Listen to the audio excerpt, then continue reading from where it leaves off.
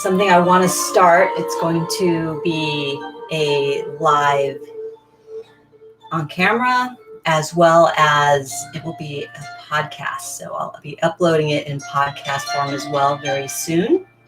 So I have a little bit of music going. This is by Annie Williams. It's House of Horus. I'm going to turn it down a little bit here. Unfortunately, if you use music that belongs to somebody else, let me pull this down a little bit. If you use music that belongs to somebody else on YouTube or Facebook, they will block your video or take it down. There's always this, kind of craziness, which is too bad. Because that means I need to have my own music, right? So I hope you're having a beautiful Saturday. What day is it? Today is May 15th, half of the month. So I'm going to start with lighting some incense and some sage. And what I'm going to do today is do goddess channeling. Hi, Kimberly. Nice to see you. So far, it seems to be broadcasting live over YouTube and Facebook, hopefully. Do a quick check. So I have my little abalone shell here. Some incense to really elevate the space and clear. Actually, I should light a candle too. It's beautiful. I didn't have enough in that match. Let me get another match here. This is called Votivo Red Currant. It smells really divine. So let me know in the comments below if you're here and how you're doing today. How is this energy feeling? We're actually now going into a part of the year that's very changeable with the eclipses and Mercury retrograde. So here, this fire is for all of us today. And got some sage here.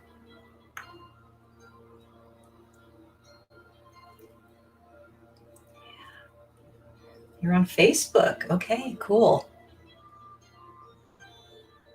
So yeah, it's interesting. I don't know. It looks like it's showing you, Kimberly, with the YouTube symbol.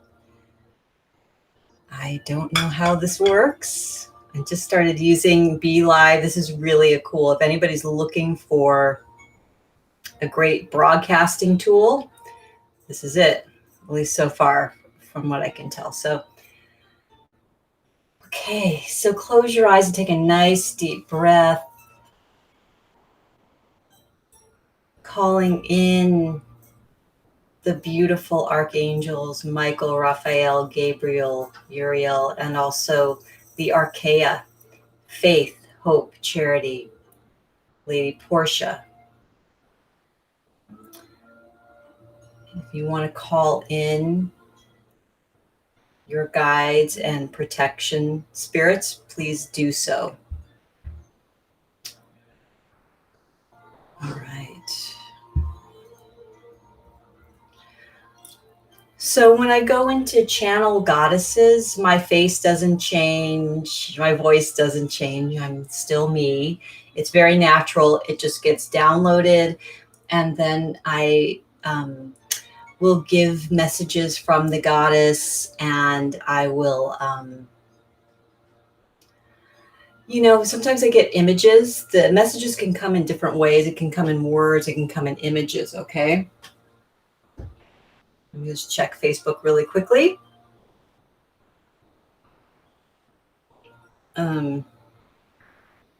Because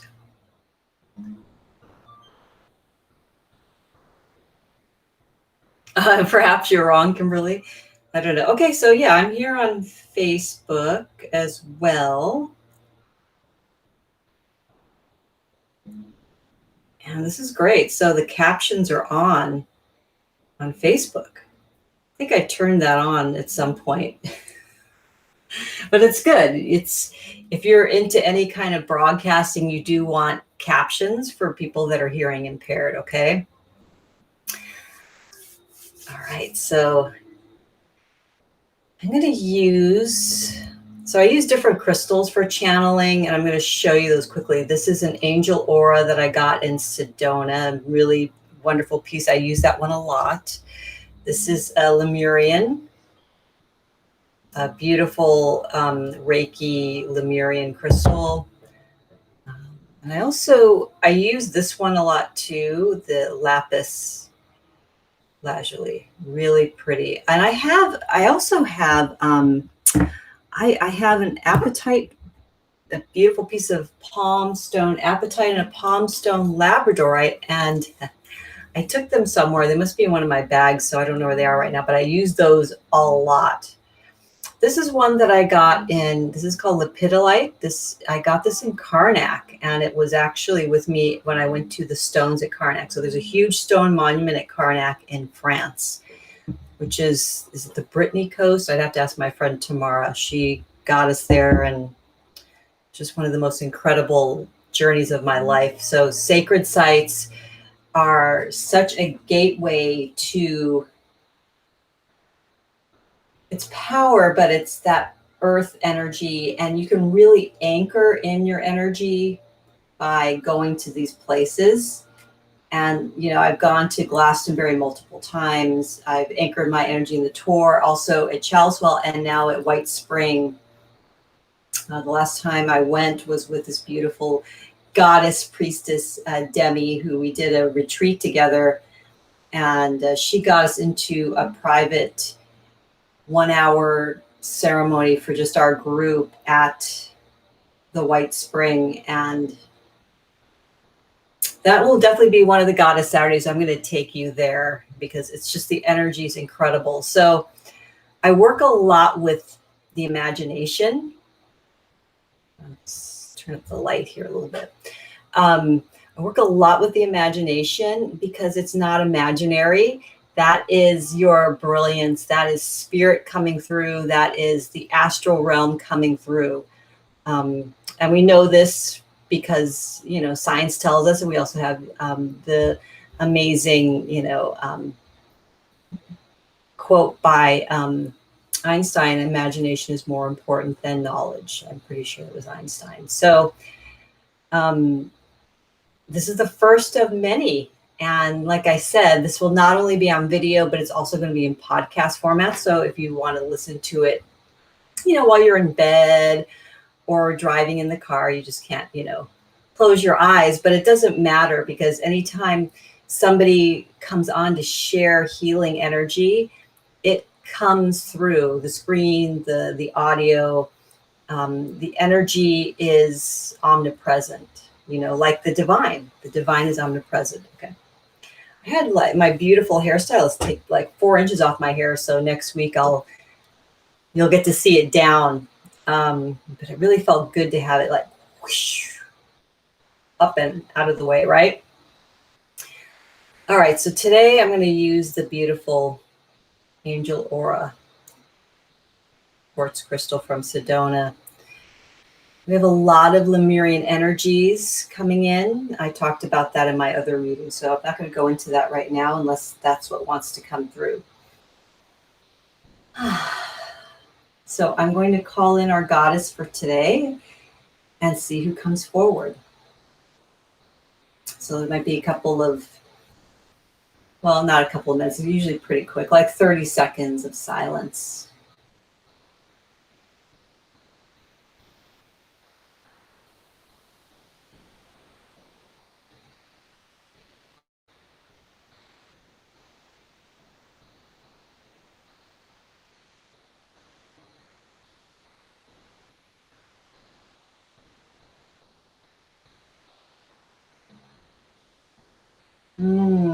So today we have the beautiful goddess Amaterasu. Amaterasu is from the Shinto religion. She's Japanese. And she is just radiant. She is the sun in the Shinto mythology. And she is, I think her name means she who shines in heaven, right? So this is all about then no, she's here to tell us that the discernment between when to shine and when to go into the cave. And I'll talk about her mythology in a moment. Thank you, Kimberly. You're so beautiful, goddess. Discernment. Are you giving yourself enough nourishment? And the kind of nourishment when you are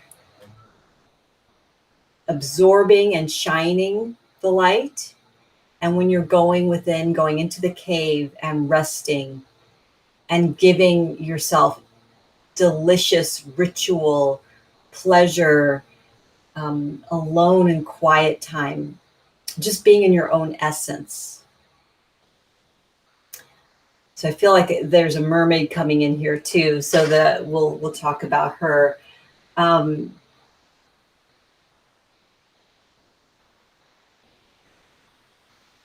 So that's the question she wants you to think about. Let me see what else she gives me.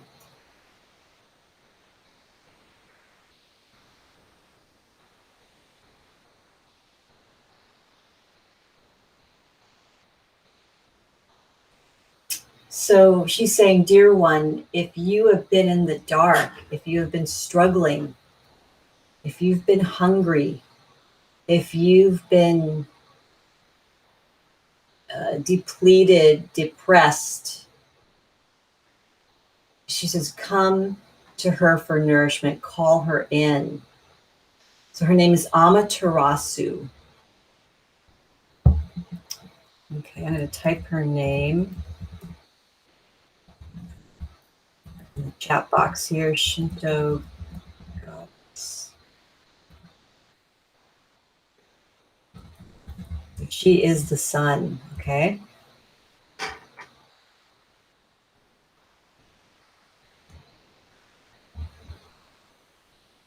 So the darkness is ending, is what she's here to tell you.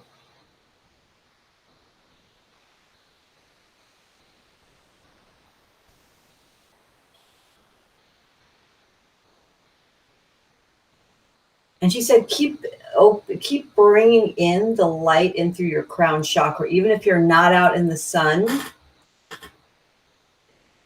visualize it. Visualize the sun shining right there and pouring that light into you, because that's Amaterasu.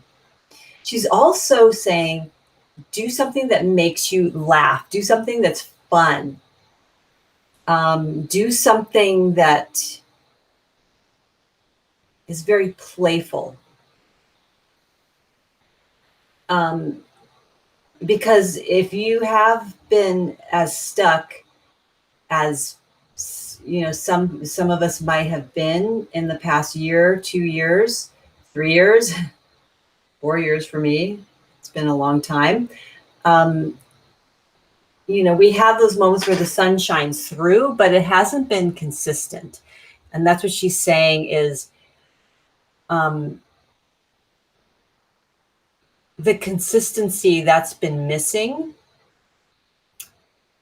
has obviously something to do with the, you know, with the elements of what's going on in the world around you, but also because you're not discerning when to shine your light and be out and be visible, and when to come into the cave, and trusting that process of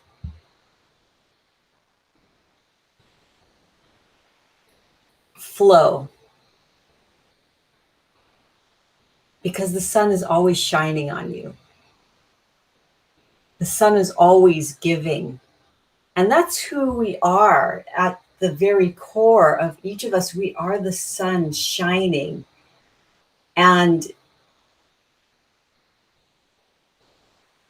yeah, don't let people cock block the sun for you. Don't let other people, situations, the world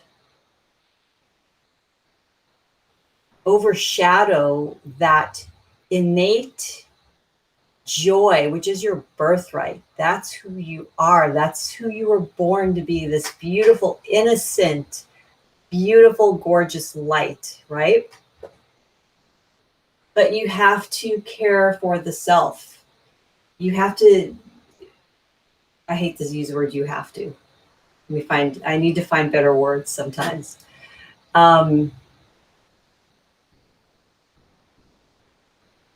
Finding that place within you that knows, okay, now is the time.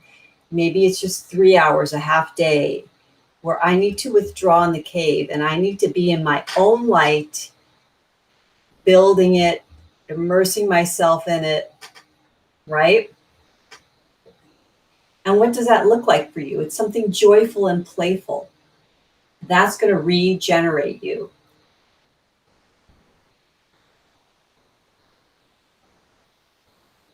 All right, I'm going to see if she has anything else to say, and I'm going to check and see if there's any comments in my own light, building it, immersing myself in it, right? Comments in, sorry. Okay. So I think all the comments are going to just show up on this one panel. Oh, thank you for bearing with me. This is so fun. Okay. So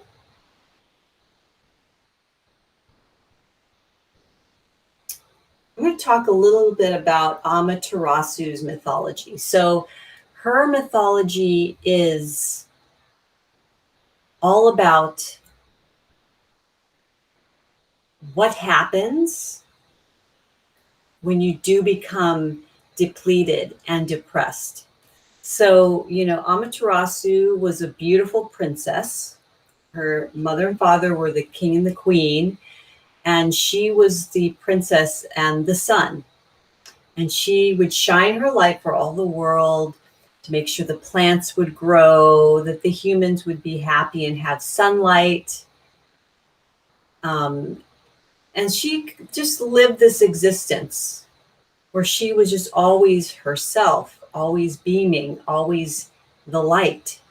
And one day her brother, his name was Susanu, he was the god of storms and war. He came and some mythologies say that he raped her. And some mythologies said that he defecated all over her room. Her room was like this upper palace in heaven where, she was like the chamber of the sun, where she would go at night to retreat and replenish, right? So he violated her in some way that was very cruel, that was very devastating. So she retreated. She came down from heaven and went to earth and retreated into a very dark cave. So, of course, when this happened, there was no sun. And the crops started dying. People started dying of starvation. The world was very dark. So all the other gods and goddesses got together and said, how are we going to get her out of the cave? What do we need to do? And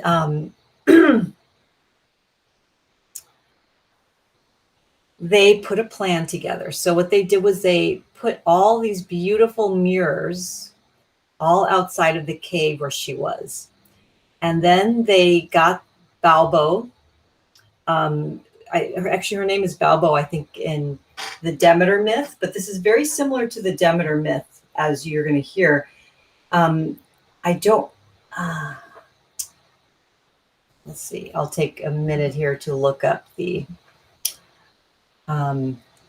Amaterasu myth. I want to make sure I get that goddess correct, who is the god of laughter and humor.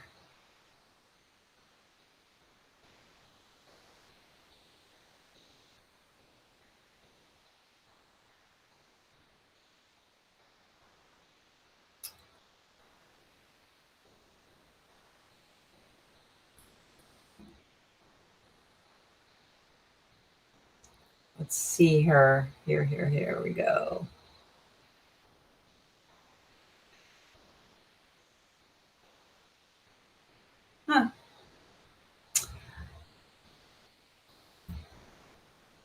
let's see, goddess Amaterasu myth, laughter. Okay, so the intelligent goddess of happiness, Ama no Uzume, took a big bucket, turned it upside down near the cave entrance, and began a dance on it, tearing off her clothing in front of the other kami. So the kami are the gods and goddesses, the deities. They thought this was so funny that they laughed happily. So Amaterasu hears the laughter and is like kind of curious, like what's going on. So she comes out of the cave and there's that crazy goddess, doing all these, she's totally naked, dancing really, being really crazy and making all the gods and goddesses laugh. And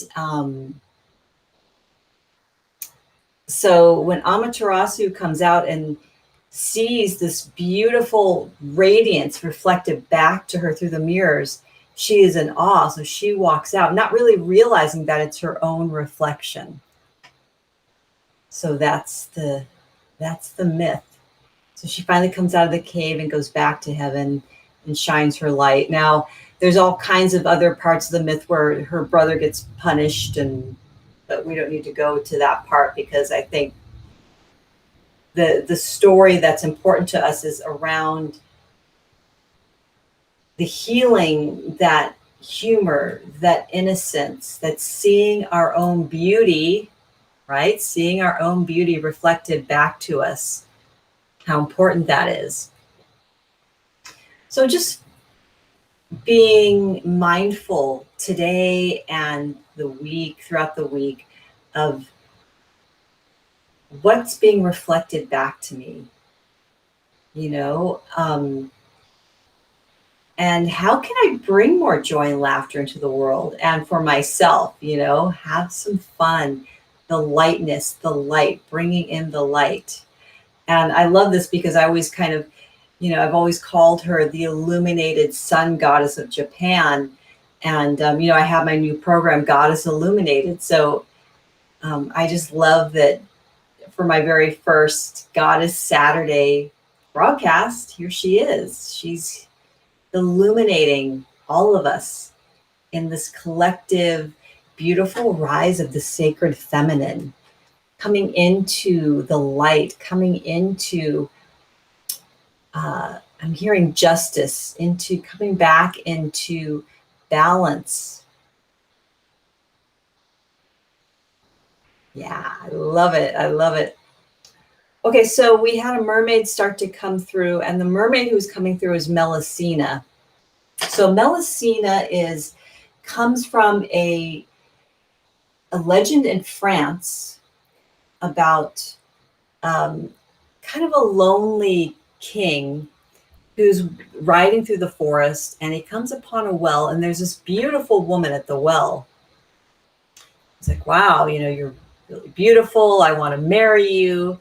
And she said, sure, okay. I'll marry you on this one condition, that every Saturday I bathe alone, and no one is to disturb me. No one is to peek at me. It is my time. Okay. This is like Amaterasu going into the cave to heal. So we're starting to make these connections. That's what's so beautiful about this goddess channeling work that I do, that I have been doing for so long. And again, not really sharing that light of mine, so to speak. But we always find connections and meaning, and that's what it's about in life. We are always hungry and searching for that meaning. So he's like, sure, that's not a big deal. You want every Saturday all to yourself? You got it. So he married this beautiful enchanted creature, not knowing exactly who or what she was. So her name was Melusina, and she was a magical being that was part mermaid, part dragon, and part human, or fae human, basically. So she was an enchanted magical being who would also bring him immense luck and prosperity. That was the other side of it too. So of course, you know, his kingdom is getting richer. He's, you know, he's doing great. You know, he's just on top of the world. So of course, when you're at that place, the little demons come crawling in, right? Because this is about light and dark. There's always a balance. So the demons creep in, and the demons are in the form of his advisors and friends, and they're a little jealous because ever since he married Melusina, his world is just going up, up, up, up. And the rest of them are like, hey, what does she have? And what is she doing on this Saturday where nobody can bother her, not even her own husband? So they start putting doubt in his ear. You know, maybe she's in there with another man. Did you ever think about that? So they start making this guy, this poor king, all worried, and he just says, wow, I'm kind of freaking out about that. So he starts to get more and more suspicious. So finally he breaks down, and he hears her splashing around, and he's like, okay, I'm going to catch her with some guy. And he breaks open the door to her sanctuary where she's in the bath. And what he sees there, of course, scares the bejesus out of him, because she is now this dragon mermaid with all, you know, she's double, she has two tails. She has, you know, she's gigantic, taking over the whole bathroom with her body. And so she sees him and rah, and she flies away. And it's, in some accounts, she takes the children with her because they transform into these baby dragon mermaids, and they all fly off together, leaving this poor guy. And he's just like, what the hell? So the Melusina myth is a very potent one for this week as well, about declaring boundaries for your sanctuary and telling the world, telling people around you, this boundary can't be crossed. This is my time. This is for me. So as these energies reverberate throughout the week for you, journal, pay attention to what the lessons are. Pay attention to all of it. And part of paying attention means being present and not rushing around.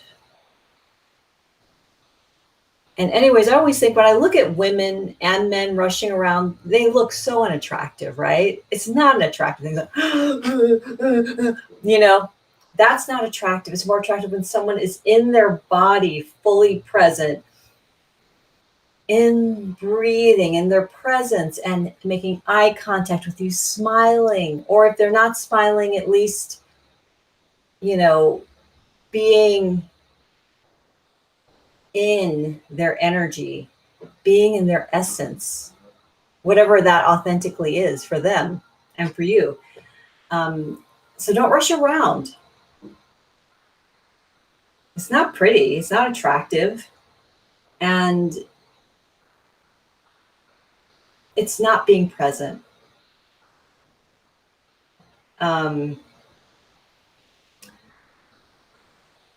Yeah, that flustered energy, don't engage in it.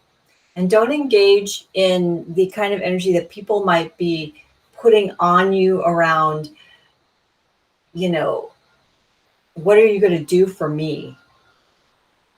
How are you going to benefit me? And this is part of the channeling that I'm getting from Melusina. It's like, be strong, be in your power this week. Be loving, obviously, but first to yourself. So many women and men too, nice to everybody else but themselves. So what if you had to say no to somebody so you could say yes to yourself? Because, yeah, you have every right to be your authentic self in private whenever you need to. Let's see if there's anything else that wants to come through.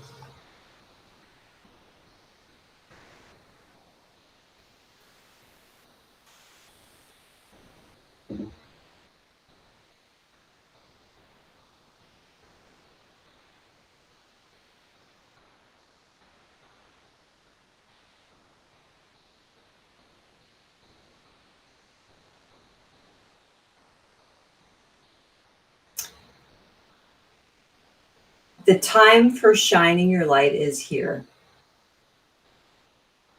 Remember, energize your own self first. Go into the cave if you need to. Replenish. And then when you come out, you're going to be feeling so much better. Hi, Gail. Nice to see you. Welcome. So welcome to you, my friends. Thank you for being here. I love doing this work. It energizes me. It brings me so much joy and meaning. I do have 2 more spots left for my one-on-one Goddess Illuminated coaching. And you can go to my website, www.mythicrhythm.com or www.goddessilluminated.com. I did get the URL for that. And that's going to be, again, this podcasts, the coaching, there's going to be classes, there's a book, meditations, there's so much stuff coming. So learn more about my one-on-one coaching program that I'm offering now. I have 2 spots left for the next probably month and a half to 2 months, and then I'll probably take a couple more at a time. This is very intense one-on-one coaching, channeling for you and your goddess. And basically the way to go about it is to sign up for a mini goddess channeling. So whether or not we work together, I recommend you schedule. It's like 20 to 30 minutes, and I channel your goddess for you, and it's very healing, very centering, and it's short, but it will juice you up. And then if you're really curious about working with me, then that's a great way to see if there's a fit, and we can discuss the program once it's done. But I have 1 spot, the scholarship level investment, and then there's the full investment as well. So there's 2 spots. And if it's yours, schedule your little beautiful goddess mini channeling session. You will love it. It's juicy. It is enlivening. It does a lot. It's pretty amazing that just that short little thing can do so much. And that's, again, my wish for Goddess Saturdays, for this broadcast and the podcast, when I upload the audio version, that I am able to really help you as well this 1 day a week. And again, if you can't tune in live, you'll be able to see the recordings and the broadcast on the podcast. So have a beautiful week. Remember, you are the shining light. You are the light. Remember that, and treat yourself with just such sweet delicacy, exquisite pleasure. Just let yourself be authentically you, and keep that boundary when you need to. All right. So I'm sending you so much love and blessings, and I will talk to you soon.